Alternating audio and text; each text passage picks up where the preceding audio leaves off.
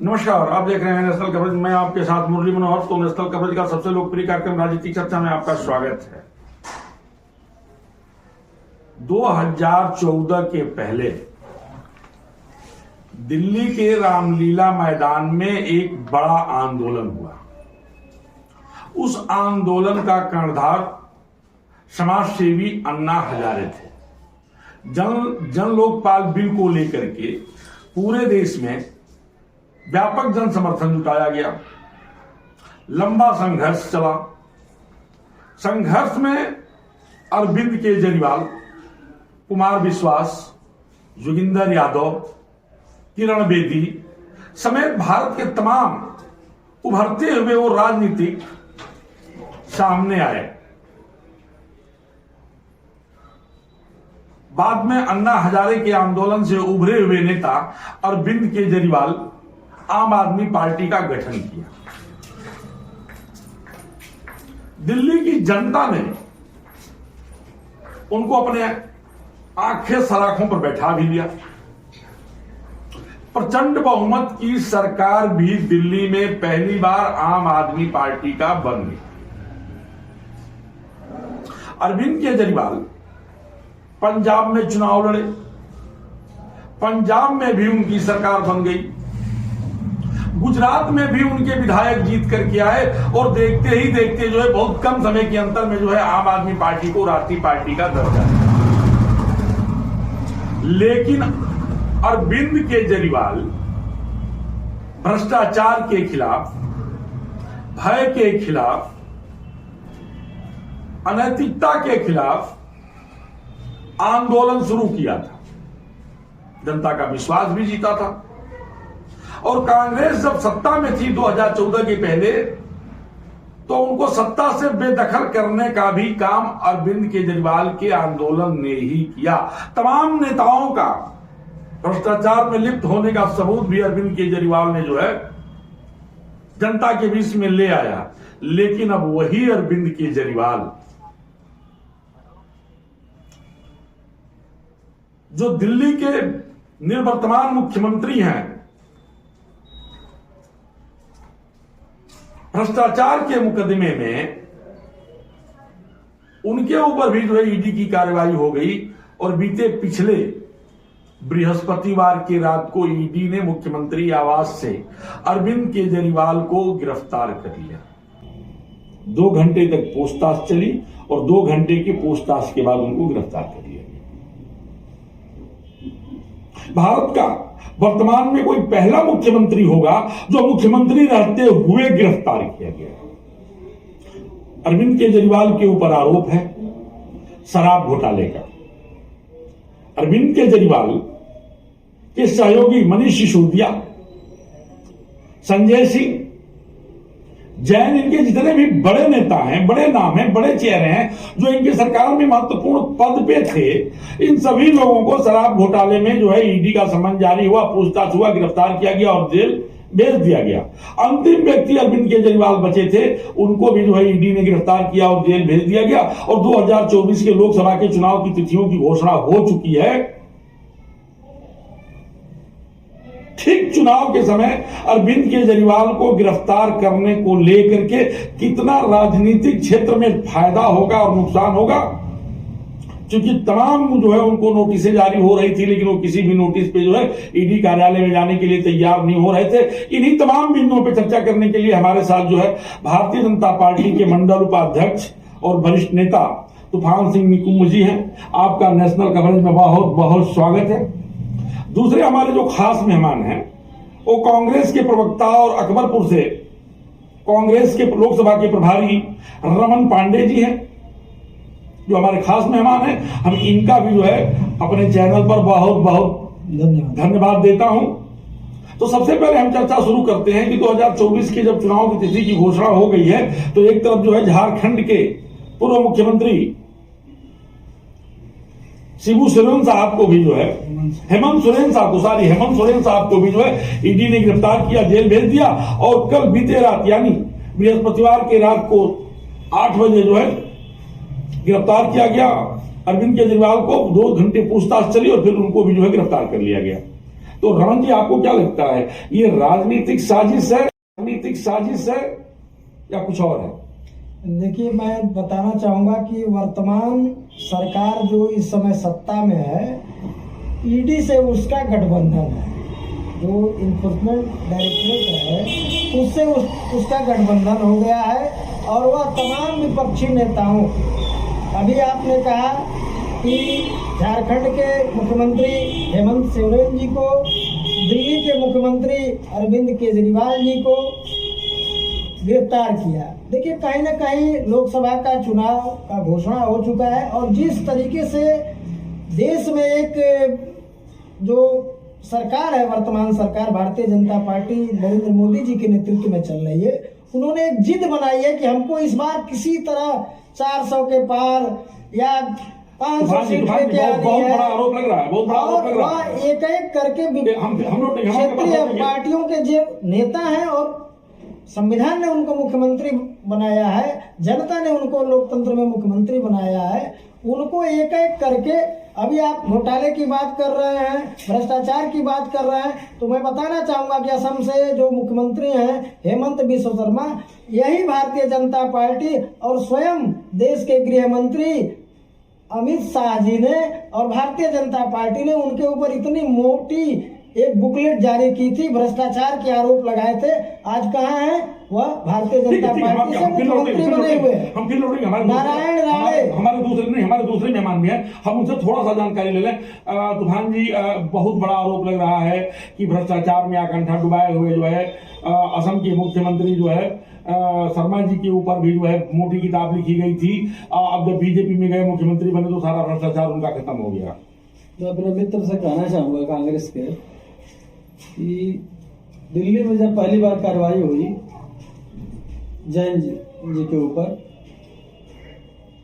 उनको शहीद भगत सिंह का दर्जा दिया गया। उस समय भी यह कहा गया कि भारतीय जनता पार्टी के दबाव में ईडी ने इनको झूठे मुकदमे के तहत जेल में भेज दिया। तकरीबन 1.5 साल से ऊपर हो गए जी, और आज तक न हाई कोर्ट और सुप्रीम कोर्ट ने किसी ने उनको बेल नहीं दिया। उसके बाद मनीष सिसोदिया जी गए। मनीष सिसोदिया जी अपने आप को राणा प्रताप के वंशज बताने लगे। हम झुके नहीं, इसलिए सरकार भारतीय जनता पार्टी ने हमको ईडी के सहारे जेल में भेज दिया। 1 साल से ऊपर हो गया। अगर सारे मुकदमे फर्जी हैं, कोर्ट को इन लोगों को जमानत दे देना चाहिए। लेकिन चुनाव के समय में जिस तरह से कार्रवाई हो रही, मैं ये पूछना चाह रहा हूं कि जब 8 नोटिस आपको दी गई, नोटिस की एक प्रक्रिया होती है, आप भी जानते हैं कि 1, 2, 3, 4, 5 नोटिस के बाद आपकी गिरफ्तारी होनी ही होनी है। ये अरविंद केजरीवाल जी को ये पूरा पता था कि इस घोटाले में मुझे जाना है।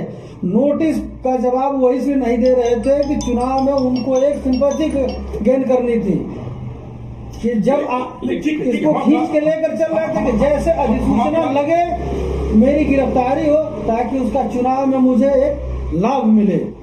यानी गिरफ्तारी से अरविंद केजरीवाल को लाभ मिल सकता है 2024 के चुनाव में। आपको क्या लगता है? देखिए, स्वयं कह रहे हैं कि इनकी गिरफ्तारी से, अरविंद केजरीवाल जी की गिरफ्तारी से उनको लाभ मिलेगा। तो मैंने ये नहीं कहा कि लाभ मिलेगा। उनकी यह धारणा थी कि अगर चुनाव के समय में, यदि चुनाव के समय में मेरी गिरफ्तारी होगी, अरविंद केजरीवाल को यह पूर्ण पता था, अगर अरविंद केजरीवाल निर्दोष थे तो उनको पहली नोटिस में ही जवाब दे देना चाहिए था जाके ईडी के सामने।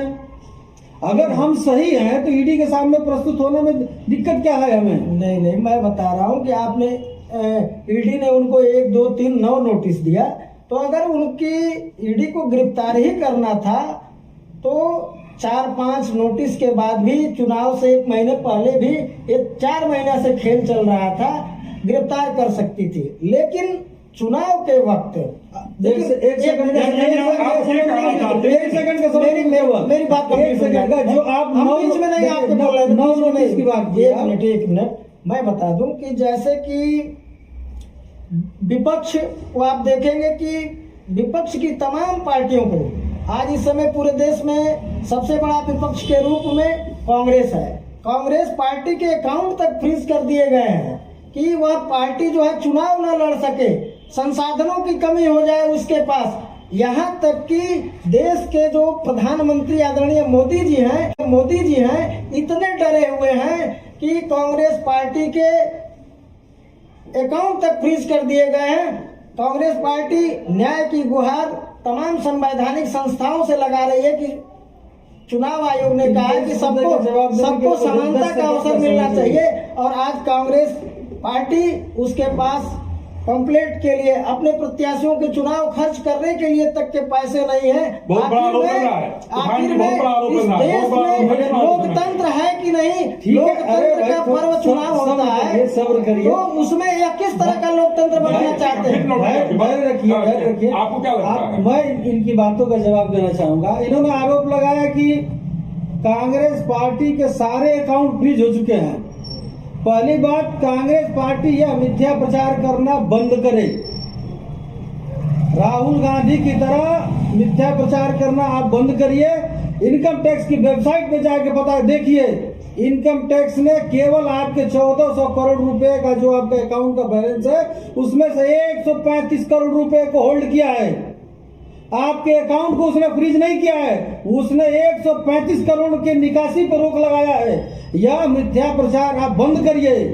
नहीं, मैं बता रहा हूँ, या आप जानकारी करिए कि अकाउंट में कांग्रेस पार्टी के जो मामला है 94 से चल रहा है, आज 30 साल हो गए, और इनकम कोई कांग्रेस के ऊपर बकाया नहीं है। टैक्स की मतलब ये बकाया नहीं। आप ये बताइए कि दिल्ली हाईकोर्ट ने इस मामले में आपको राहत नहीं दिया, इनकम टैक्स ट्रिब्यूनल ने आपको इसमें राहत नहीं दिया, सुप्रीम कोर्ट ने भी आपको इसमें राहत नहीं दिया।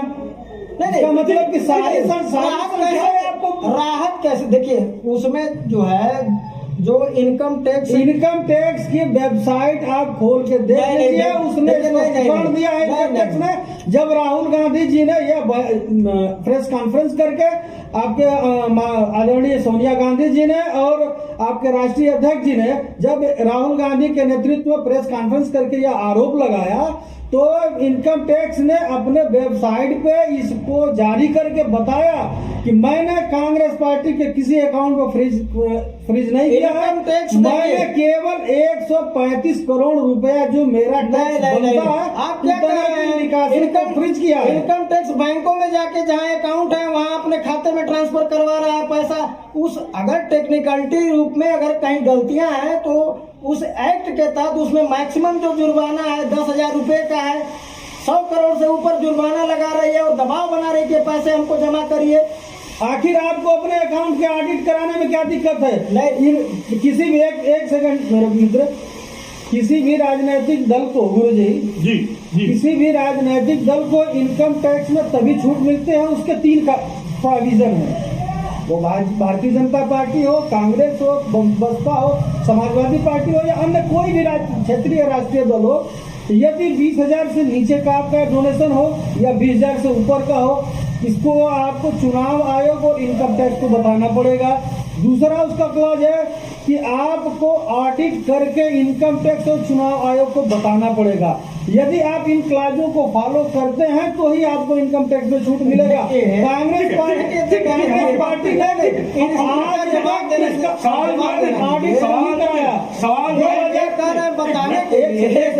सेकंड मेरे फाजिल मित्र, बस 2 सेकंड का मैं समझ लूंगा आपसे। 2021 में आपको पहली नोटिस जारी हुई, 2019 में आपको पहली नोटिस जारी हुई फाइनेंशियल ईयर 17 और 18 का। कि 17-18 में आपने बैंक का अकाउंट का ऑडिट नहीं कराया है, इसकी नोटिस आपको जारी हुई, नहीं तो जो आपको छूट मिलता है इसको रोक दिया जाएगा। और एक नोटिस आपके पास चल रही है 1967 की, एक नोटिस आपके पास चल रही है ऑडिट नहीं कराने की 1984 की, एक नोटिस आपके पास चल रही है। हम उस पर बाद में चर्चा करेंगे, हम फिर आपको बुलाएंगे, हम उस पर चर्चा कर लेंगे। सीधा सा सवाल ये है कि अरविंद केजरीवाल के जेल जाने से राजनीतिक पंडितों का क्या मानना है? आप लोगों को क्या लगता है कि इसका राजनीतिक लाभ मिलेगा या राजनीतिक हानि मिलेगा? देखिए, मैं बता रहा हूँ कि जितना ही आप दबाएंगे विपक्ष की पार्टियों को, आज आप जेलों में डाल करके विपक्ष के नेताओं को उनका अकाउंट फ्रीज करके आप एक तरफ इतने मजबूत बन रहे हैं और इस तरह एक तरफ दूसरे तरफ आपको ऐसे हथकंडे अपनाने पड़ रहे हैं, तो जनता भी देख रही है। जनता ऐसा नहीं है कि वह आंख बंद की हुई है। सारी तानाशाही को भी इन्होंने कहा कि हिसाब देना पड़ता है। इलेक्टोरल बॉन्ड का जिस दिन खुलासा होना था सुप्रीम कोर्ट में, तो यह सरकार फिर ट्रैक बदल रहा है। डिबेट हो, सीए ला दिया गया। कल अभी सुप्रीम कोर्ट में जमा करना था SBI को। क्या जानकारी आप चाहते हैं कि 1947 से जो विस्थापित हमारे हिंदू भाई भारत में रह रहे हैं वो आजीवन विस्थापित रहे? देखिए आप उसमें केवल आप एक चीज मुझे बताइए, आप उसमें हिंदू की बात कर रहे हैं। क्यों नहीं करूं? आप ईसाइयों की भी बात कर रहे हैं। मेरी बात धर्म के आधार पे जब आप बात करेंगे तो सबकी बात करिए ना। धर्म के आधार पर ही हिंदुस्तान और पाकिस्तान का समय सबको बात करनी पड़ेगी। एक सेकंड भाई मैं कर दूं कि जब देश का बंटवारा हुआ तो आप हमारे महात्मा गांधी जी ने, सरदार पटेल ने और नेहरू जी ने एक नेहरू लियाकत पैक्ट हुआ था कि हिंदुस्तान में रहने वाला कोई भी मुसलमान भविष्य में यदि उसको यहाँ पे असुरक्षा महसूस होता है तो वह पाकिस्तान में जाएगा और पाकिस्तान उसको नागरिकता देगी। और वही पैक्ट क्या कहता है कि अगर पाकिस्तान में किसी भी हिंदू अल्पसंख्यक को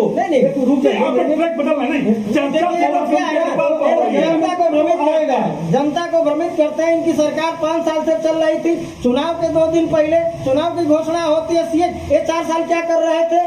देखिए ये लोग बार बार करते हैं। तो यह लोग है कि धर्म और मजहब के नाम पे लोगों को उलझा करके पूरे देश में ध्रुवीकरण कराना चाहते हैं और विपक्ष के नेताओं को तानाशाही पूर्ण तरीके से जेलों में बंद करके अकेले चुनाव लड़ना चाहते हैं। और ये इनका घमंड देखिए, अब की बार 400 पार, अब की बार 500 पार। इनका लोकतंत्र में कोई विश्वास ही नहीं है। ये चुनाव, मैं तो कहता हूं कि फिर क्या चुनाव कराने की जरूरत है? आप ऐसे ही 500 लेके चले जीवन आप सुन रहे थे कांग्रेस के प्रवक्ता रमन पांडे जी को और भारतीय जनता पार्टी के वरिष्ठ नेता और मंडल उपाध्यक्ष तूफान सिंह कुंभ जी को।